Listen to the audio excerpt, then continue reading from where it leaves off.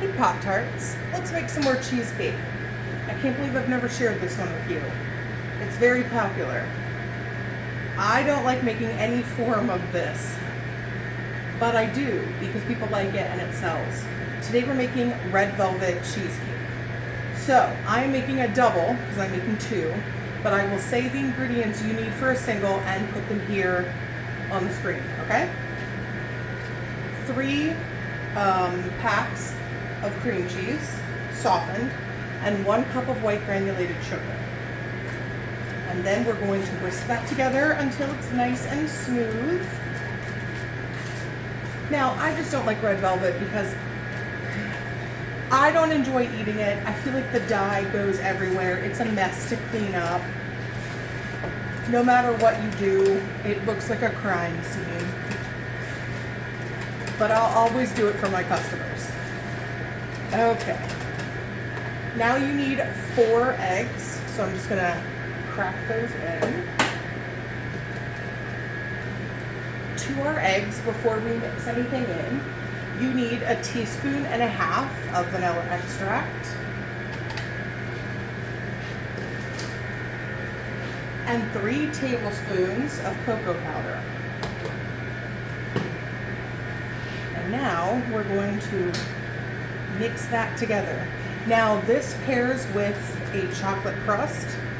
My chocolate crusts, I blend chocolate graham crackers and chocolate Oreos together in an almost equal ratio. That's just what I do. You can use whatever you'd like. And also, if you make a gluten-free crust, then the whole cheesecake will be gluten-free. Just make sure the cocoa powder you're using is gluten-free, but it should be. Although you never know these days. All right, we've got that blended in. You need 1 cup of sour cream. That's going to thicken it up a bit, but gives it a really creamy texture. And then to that, we are adding 1/4 cup buttermilk and 2 ounces of red food dye. Start with that. I whisk them together and then pour it in. So it's already combined into something, and then add it to the mixture. I just find you get better distribution of color. Now, if we need to add more color when we're finished, we will. But let's start here. I use food gel, which will not change the consistency of your batter, and it won't add that red dye 40 taste that we all know from the grocery store. Gentle whisk. We don't want it to look like the CSI team has to come in after we're done. The color's actually looking pretty good. 1 more ingredient, which is 2 teaspoons of white distilled vinegar. You do want white distilled. If you use like an apple cider, you're gonna taste that. It's gonna add too much sour to the cheesecake.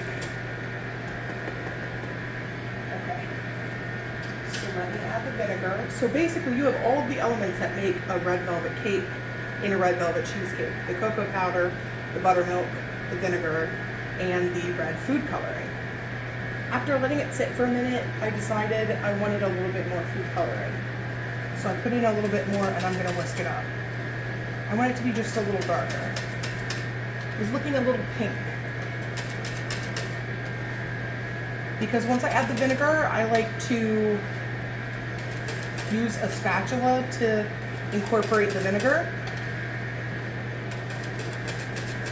Okay, yes. That puts the red in red velvet. Okay. Vinegar.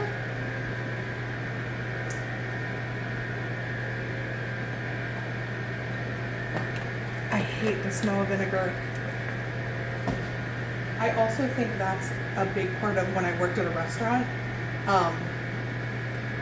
someone knocked off the side where we kept condiments before you went out with the food, knocked over 2 bottles of malt vinegar and they broke. And it was right by the dish area where it was really hot. The kitchen smelled like vinegar for days. Oh, seriously, the smell makes me sick. Okay. Now let's pour it into our pans. And then we are going to bake this in a 350 degree oven for about 38 to 40 minutes and cool it very slowly because we don't want this baby to crack. Once it's completely cool, you pulled it out of the fridge, it sat in the fridge for 6 hours plus. I put a nice, fairly thick, even layer of cream cheese icing on top and then slice it and serve it. And I'll show you what that looks like in a picture. And I'll tell you the recipe I use for cream cheese. I bake all my cheesecakes in a water bath in this setup, and if you would like information on that, hop into my cheesecake playlist.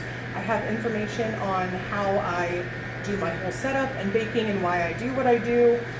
It's a method that works for me. And then I also have a video on how I move a finished cheesecake off the springform pan base and onto a platter or a cake board in case you are thinking about that for presentation.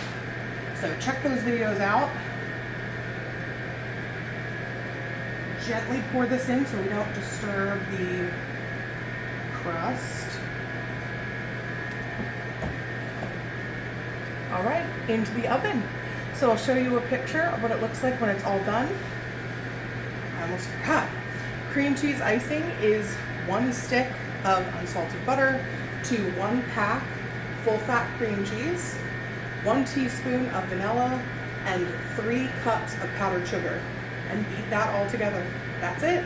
And then once it's totally cool, I do dab the top off with a paper towel. Sometimes it collects moisture when it's cooling.